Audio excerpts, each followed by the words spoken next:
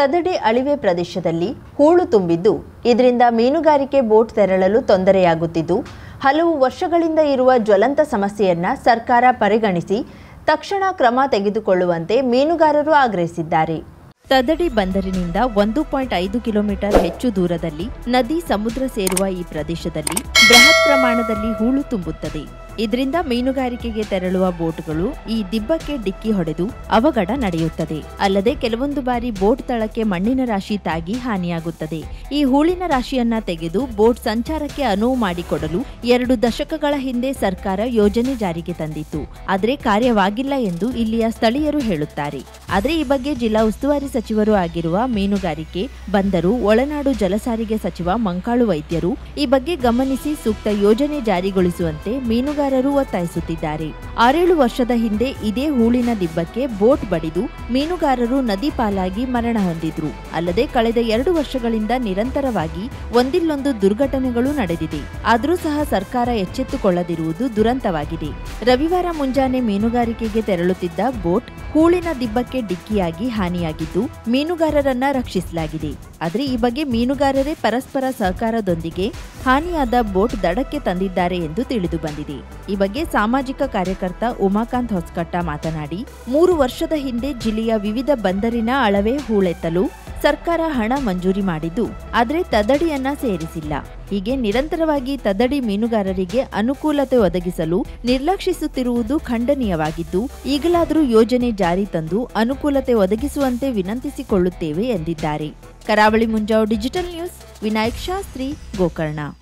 ಮುಖ್ಯಮಂತ್ರಿ ಸಿದ್ದರಾಮಯ್ಯ ಅಧ್ಯಕ್ಷತೆಯಲ್ಲಿ ಸೋಮವಾರ ಕೃಷ್ಣಾದಲ್ಲಿ ನಡೆದ ಗ್ಯಾರಂಟಿ ಯೋಜನೆಗಳ ಪ್ರಗತಿ ಪರಿಶೀಲನಾ ಸಭೆ ನಡೆಯಿತು. ಪಂಚ ಗ್ಯಾರಂಟಿ ಯೋಜನೆಯಡಿಯಲ್ಲಿ ಇದುವರೆಗೂ 97,813 ಕೋಟಿ ರೂಪಾಯಿ ಅನುದಾನ ವೆಚ್ಚ ಮಾಡಲಾಗಿರುವ ಮಾಹಿತಿಯನ್ನ ಸಭೆಯಲ್ಲಿ ಚರ್ಚಿಸಲಾಯಿತಲ್ಲದೆ ಯೋಜನೆ ಸಮರ್ಪಕ ಅನುಷ್ಠಾನಕ್ಕಾಗಿ ಅಧಿಕಾರಿಗಳಿಗೆ ಕಟ್ಟುನಿಟ್ಟಿನ ಸೂಚನೆ ನೀಡಿದರು. ಪಂಚ ಗ್ಯಾರಂಟಿ ಯೋಜನೆಯಡಿ ಇದುವರೆಗೆ 97,813 ಕೋಟಿ ರೂಪಾಯಿ ಅನುದಾನವನ್ನ ವೆಚ್ಚ ಮಾಡಲಾಗಿದೆ. ಇದರಲ್ಲಿ ಗೃಹಲಕ್ಷ್ಮಿ ಯೋಜನೆಯಡಿ 1.24 ಕೋಟಿ ಫಲಾನುಭವಿಗಳಿಗೆ ಒಟ್ಟು 50,005 ಕೋಟಿ, ಗೃಹಜ್ಯೋತಿ ಯೋಜನೆಯಡಿ 1.64 ಕೋಟಿ ಫಲಾನುಭವಿಗಳಿಗೆ 18,139 ಕೋಟಿ ರೂಪಾಯಿ, ಯುವ ನಿಧಿ ಯೋಜನೆಯಡಿ 2.55 ಲಕ್ಷ ಫಲಾನುಭವಿಗಳಿಗೆ 623 ಕೋಟಿ ರೂಪಾಯಿ, ಶಕ್ತಿ ಯೋಜನೆಯಡಿ 544 ಕೋಟಿ ಫಲಾನುಭವಿಗಳಿಗೆ 13,903 ಕೋಟಿ ರೂಪಾಯಿ ಹಾಗೂ ಅನ್ನಭಾಗ್ಯ ಯೋಜನೆಯಡಿ 72.2 ಕೋಟಿ ಫಲಾನುಭವಿಗಳಿಗೆ ಒಟ್ಟು 11,821.17 ಕೋಟಿ ರೂಪಾಯಿ ವೆಚ್ಚ ಮಾಡಲಾಗಿದೆ. ಮರಣ ಹೊಂದುವ ಫಲಾನುಭವಿಗಳ ಪಟ್ಟಿಯನ್ನ ಪ್ರತಿ ತಿಂಗಳು ಪಂಚಾಯತ್ ಹಂತದಲ್ಲಿ ನವೀಕರಿಸಿ ಸಂಬಂಧಪಟ್ಟ ಬ್ಯಾಂಕುಗಳಿಗೆ ಮಾಹಿತಿಯನ್ನ ಒದಗಿಸಬೇಕು. ಮರಣ ಹೊಂದುವ ಫಲಾನುಭವಿಗಳ ಹೆಸರನ್ನ ಪಟ್ಟಿಯಿಂದ ತೆಗೆದುಹಾಕಬೇಕು. ಪಂಚಾಯತ್ ಮಟ್ಟದಲ್ಲಿ ಫಲಾನುಭವಿಗಳ ಸೇರ್ಪಡೆ ಮತ್ತು ತೆಗೆದುಹಾಕುವಿಕೆಗೆ ಕ್ರಮ ಕೈಗೊಳ್ಳಬೇಕು. ಜಿಎಸ್ಟಿ ರಿಟರ್ನ್ ಸಲ್ಲಿಸುವವರು ಗೃಹಲಕ್ಷ್ಮಿ ಯೋಜನೆಯ ಲಾಭ ಪಡೆಯುವ ಕುರಿತು ಇರುವ ಗೊಂದಲವನ್ನ ನಿವಾರಿಸಲು ಕ್ರಮ ಕೈಗೊಳ್ಳಲು ಸೂಚನೆ ನೀಡಿದ್ರು. ಅನರ್ಹ ಬಿಪಿಎಲ್ ಕಾರ್ಡುದಾರರನ್ನ ಗುರುತಿಸಿ ಬಿಪಿಎಲ್ ಕಾರ್ಡು ರದ್ದುಪಡಿಸುವ ಕಾರ್ಯವನ್ನ ಪಂಚಾಯತ್ ಮಟ್ಟದಲ್ಲಿ ನಡೆಸಬೇಕು. ಈ ಕುರಿತಾಗಿರುವ ಮಾನದಂಡಗಳನ್ನ ಕಟ್ಟುನಿಟ್ಟಿನಿಂದ ಜಾರಿಗೊಳಿಸಬೇಕು ಎಂದು ಮುಖ್ಯಮಂತ್ರಿಯವರು ಸೂಚನೆ ನೀಡಿದ್ರು. ಅನ್ನಭಾಗ್ಯ ಅಕ್ಕಿ ಕಾಳಸಂತೆಯಲ್ಲಿ ಮಾರಾಟ ಮಾಡುವುದನ್ನ ತಡೆಗಟ್ಟಲು ಕಟ್ಟುನಿಟ್ಟಿನ ಕ್ರಮ ಕೈಗೊಳ್ಳಬೇಕು. ಅಕ್ಕಿಯ ಬದಲು ಪ್ರದೇಶವಾರು ಇತರ ಧಾನ್ಯಗಳನ್ನ ನೀಡುವ ಬಗ್ಗೆ ಪರಿಶೀಲನೆ ನಡೆಸಬೇಕು. ಗ್ಯಾರಂಟಿ ಯೋಜನೆಗಳ ಲಾಭ ಅರ್ಹ ಫಲಾನುಭವಿಗಳಿಗೆ ತಲುಪಿಸಲು ಆಂದೋಲನ ಮಾದರಿಯಲ್ಲಿ ಕಾರ್ಯನಿರ್ವಹಿಸಬೇಕು ಎಂದು ಅಧಿಕಾರಿಗಳಿಗೆ ಸೂಚನೆ ನೀಡಿದರು. ರಾಜ್ಯದಲ್ಲಿ ಅತಿವೃಷ್ಟಿಯಿಂದ ಉಂಟಾಗಿರುವ ಹಾನಿ ಹಾಗೂ ಪರಿಹಾರ ಕ್ರಮಗಳ ಕುರಿತು ಮುಖ್ಯಮಂತ್ರಿ ಸಿದ್ದರಾಮಯ್ಯ ಸೋಮವಾರ ಕೃಷ್ಣಾದಲ್ಲಿ ಜಿಲ್ಲಾಧಿಕಾರಿಗಳು ಹಾಗೂ ಜಿಲ್ಲಾ ಮಟ್ಟದ ಅಧಿಕಾರಿಗಳೊಂದಿಗೆ ವಿಡಿಯೋ ಸಂವಾದ ನಡೆಸಿದರು. ರಾಜ್ಯದಲ್ಲಿ ಮುಂಗಾರು ಹಂಗಾಮಿನಲ್ಲಿ ಜೂನ್ 1ರಿಂದ ಸೆಪ್ಟೆಂಬರ್ ಮೊದಲ ವಾರದವರೆಗೆ ವಾಡಿಕೆಗಿಂತ 4% ಹೆಚ್ಚು ಮಳೆಯಾಗಿದೆ. ಮಳೆಯಿಂದ ಹಾನಿಗೀಡಾಗಿರುವ ಬೆಳೆ, ಮನೆಗಳಿಗೆ ಸೂಕ್ತ ಪರಿಹಾರವನ್ನ ತಕ್ಷಣ ಒದಗಿಸಲು ಕ್ರಮ ಕೈಗೊಳ್ಳಬೇಕು. ಮುಂಗಾರು ಹಂಗಾಮಿನಲ್ಲಿ 98% ಬಿತ್ತನೆ ಪೂರ್ಣಗೊಂಡಿದೆ. ಬಿತ್ತನೆ ಗುರಿ 82.50 ಲಕ್ಷ ಹೆಕ್ಟೇರ್ ಇದ್ದು 80.76 ಲಕ್ಷ ಹೆಕ್ಟೇರ್ ವಾಸ್ತವಿಕ ಬಿತ್ತನೆಯಾಗಿದೆ.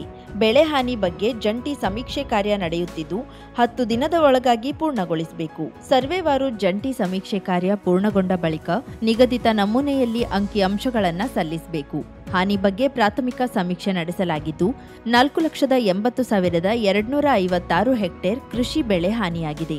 40,407 ಹೆಕ್ಟೇರ್ ತೋಟಗಾರಿಕಾ ಬೆಳೆಗಳಿಗೆ ಹಾನಿಯಾಗಿದ್ದು ಒಟ್ಟು 5,20,663 ಹೆಕ್ಟೇರ್ ಬೆಳೆ ಹಾನಿಯಾಗಿದೆ. ಅಡಿಕೆ ಮತ್ತು ತೆಂಗು ಬೆಳೆಗಳಿಗೆ ಉಂಟಾಗಿರುವ ಹಾನಿ ಬಗ್ಗೆ ಪರಿಶೀಲಿಸಲು ತೋಟಗಾರಿಕಾ ಇಲಾಖೆ ಜೊತೆ ಪ್ರತ್ಯೇಕ ಸಭೆ ನಡೆಸಲಾಗುವುದು. ಎಲೆ ಚುಕ್ಕಿ ರೋಗಕ್ಕೆ ಬಜೆಟ್ನಲ್ಲಿ ಈಗಾಗಲೇ ಅನುದಾನ ಒದಗಿಸಿದ್ದೇವೆ. ಮಳೆಗೆ ಸಂಬಂಧಿಸಿದಂತೆ ಏಪ್ರಿಲ್ ತಿಂಗಳಿನಿಂದ ಇಲ್ಲಿಯವರೆಗೆ ರಾಜ್ಯದಲ್ಲಿ ಒಟ್ಟು 111 ಮಂದಿ ಸಾವನ್ನಪ್ಪಿದ್ದು ಎಲ್ಲಾ ಪ್ರಕರಣಗಳಲ್ಲಿ ಪರಿಹಾರ ವಿತರಿಸಲಾಗಿದ್ದು ಒಟ್ಟು 5.55 ಕೋಟಿ ರೂಪಾಯಿ ಪರಿಹಾರ ನೀಡಲಾಗಿದೆ. 651 ಮನೆಗಳು ಸಂಪೂರ್ಣ ಹಾನಿಯಾಗಿದ್ದು 9,087 ಮನೆಗಳು ಭಾಗಶಃ ಹಾನಿಯಾಗಿವೆ. ಸಂಪೂರ್ಣ ಹಾನಿಯಾದ 649 ಮನೆಗಳಿಗೆ ಹಾಗೂ ಭಾಗಶಃ ಹಾನಿಯಾದ 8,608 ಮನೆಗಳಿಗೆ ಒಟ್ಟು 24.29 ಕೋಟಿ ರೂಪಾಯಿ ಪರಿಹಾರ ಪಾವತಿಸಲಾಗಿದೆ. ಮನೆ ಹಾನಿಯಾದವರಿಗೆ ಪರಿಹಾರ ಹಾಗೂ ವಿವಿಧ ವಸತಿ ಯೋಜನೆಗಳಡಿ ಮನೆಯನ್ನ ಸಹ ಒದಗಿಸಲು ಕ್ರಮ ಕೈಗೊಳ್ಳಬೇಕು. ಈ ಅವಧಿಯಲ್ಲಿ ಒಟ್ಟು 766 ಜಾನುವಾರುಗಳು ಸಾವಿಗೀಡಾಗಿದ್ದು ಒಟ್ಟು 1.52 ಕೋಟಿ ರೂಪಾಯಿ ಪರಿಹಾರ ವಿತರಿಸಲಾಗಿದೆ. ಅತಿವೃಷ್ಟಿಯಿಂದ ಉಂಟಾಗಿರುವ ಮೂಲ ಸೌಕರ್ಯ ಹಾನಿ ದುರಸ್ತಿಗೆ ಎಸ್ಡಿಆರ್ಎಫ್ ಅಡಿ ಅವಕಾಶವಿದೆ. ರೈತರ ಜಮೀನುಗಳಿಗೆ ಉಂಟಾಗಿರುವ ಹಾನಿಗೂ ಪರಿಹಾರ ಒದಗಿಸಲು ಅನುದಾನ ಲಭ್ಯವಿದ್ದು ಹೆಚ್ಚುವರಿ ಪರಿಹಾರ ಒದಗಿಸುವ ಕುರಿತು ಸಂಪುಟ ಸಭೆಯಲ್ಲಿ ತೀರ್ಮಾನ ಕೈಗೊಳ್ಳಲಾಗುವುದು ಎಂದು ಮುಖ್ಯಮಂತ್ರಿ ತಿಳಿಸಿದರು. ನನ್ನ ಮನಸ್ಸಲ್ಲಿ ಏನಿದೆ ಅದನ್ನ ದೇವರ ಹತ್ರ ಬೇಡ್ಕೊಂಡು ಬಂದು ನಾನು ಗುರುಗಳ ಹತ್ರ ನಿಂತ್ಕೊಂಡೆ.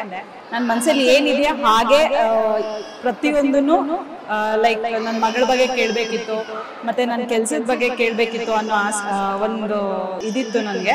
ಅದನ್ನ ಕರೆಕ್ಟಾಗೆ ಹೇಳಿದ್ರು ಗುರುಗಳು. ನನ್ನ ಮಗನ ಮದುವೆಲಿ ಈ ಥರ ಎಲ್ಲ ಪ್ರಾಬ್ಲಮ್ ಆಗ್ತಿದೆ, ನಾನು ಹೆಂಗೆ ಬದುಕೋದಂತಲೇ ಗೊತ್ತಿಲ್ಲ ಅಮ್ಮ ಅಂತ ಅತ್ತೆ. ನೀನೇನು ಅಳಬೇಡ, ನವರಾತ್ರಿ ಮುಗಿಯೋತ್ತಿಗೆ ನಿನ್ನ ಮಗನ ಮದುವೆ ಆಗುತ್ತೆ ಹೋಗೋದು. ಕರೆಕ್ಟಾಗಿ 9 ದಿನ ಅವ್ರು ಹೇಳಿ 9 ದಿನದಲ್ಲಿ ನಡೀತು. ಆ ಥರ ಒಂದು ಶಕ್ತಿ ನಾನು ಎಲ್ಲೂ ಜೀವನದಲ್ಲೇ ನೋಡಿಲ್ಲ ಬಿಡಿ. ಕೇರಳ ರುದ್ರಾಕ್ಷಿ ಆಂಜನೇಯ ಜ್ಯೋತಿಷ್ಯ ಅಂಜನ ಹಚ್ಚಿ ಭವಿಷ್ಯ ಹೇಳುತ್ತಾರೆ.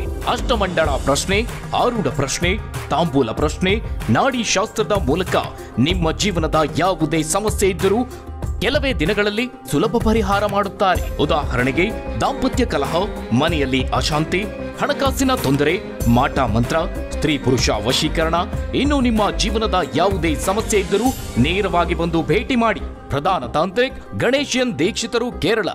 ಗುರೂಜಿಯವರ ಮೊಬೈಲ್ ಸಂಖ್ಯೆ 990141403330. ವಿಳಾಸ 27ನೇ ಕ್ರಾಸ್, 99ನೇ ಮೇನ್ ರೋಡ್, ಕೆಎಲ್ಇ ಕಾಲೇಜ್ ಹತ್ತಿರ, ಎಸ್ಬಿಐ ಬ್ಯಾಂಕ್ ಎದುರು, 2ನೇ block, Rajajinagar, Bengaluru. Pin code 580010. 50,000ಕ್ಕೂ ಅಧಿಕ ಸಬ್ಸ್ಕ್ರೈಬರ್ಸ್, 1.68 ಕೋಟಿಗೂ ಮೀರಿದ ವ್ಯೂಸ್. ಸುದ್ದಿಯೊಂದು 10 ಲಕ್ಷಕ್ಕೂ ಹೆಚ್ಚು ವ್ಯೂಸ್ ಕಂಡ ಹೆಗ್ಗಳಿಕೆ. ವಸ್ತುನಿಷ್ಠ ಮತ್ತು ಖಾತ್ರಿಯಾದ ವರದಿಗಾರಿಕೆ. ಉತ್ತರ ಕನ್ನಡದ ಅತಿ ಹೆಚ್ಚು ಸಬ್ಸ್ಕ್ರೈಬರ್ ಹೊಂದಿರುವ ಯೂಟ್ಯೂಬ್ ಚಾನೆಲ್ ಕರಾವಳಿ ಮುಂಜಾವು ಡಿಜಿಟಲ್ ವೀಕ್ಷಕರಿಗೆ ಧನ್ಯವಾದ. ಇನ್ಮುಂದೆ ಸುದ್ದಿಯಲ್ಲ ಮತ್ತಷ್ಟು ಸೊಗಸು. ನಿಮ್ಮಲ್ಲಿಯ ಸಭೆ ಸಮಾರಂಭ, ಅಂಗಡಿ ವ್ಯಾಪಾರ ಮಳಿಗೆಯ ಸಹಕಾರಿ ಸಂಸ್ಥೆಯ ಶುಭಾರಂಭದ ಕಾರ್ಯಕ್ರಮಗಳ ವಿಸ್ತೃತ ವಿಡಿಯೋ ಸುದ್ದಿ. ಸಂಪರ್ಕಿಸಿ ನಮ್ಮ ಕರಾವಳಿ ಮುಂಜಾವು ಡಿಜಿಟಲ್ ಪ್ರತಿನಿಧಿಗಳನ್ನ.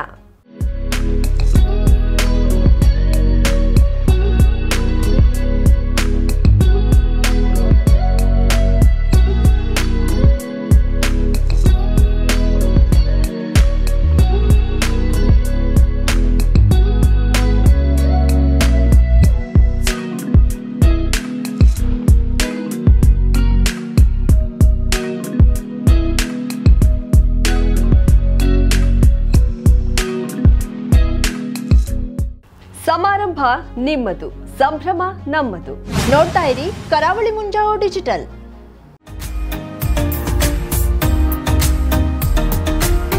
ಮಿಲನ್ ಎಂಟರ್ಪ್ರೈಸಸ್ ಬೃಹತ್ ಎಲೆಕ್ಟ್ರಾನಿಕ್ ಹಾಗೂ ಫರ್ನಿಚರ್ ಮಳಿಗೆ.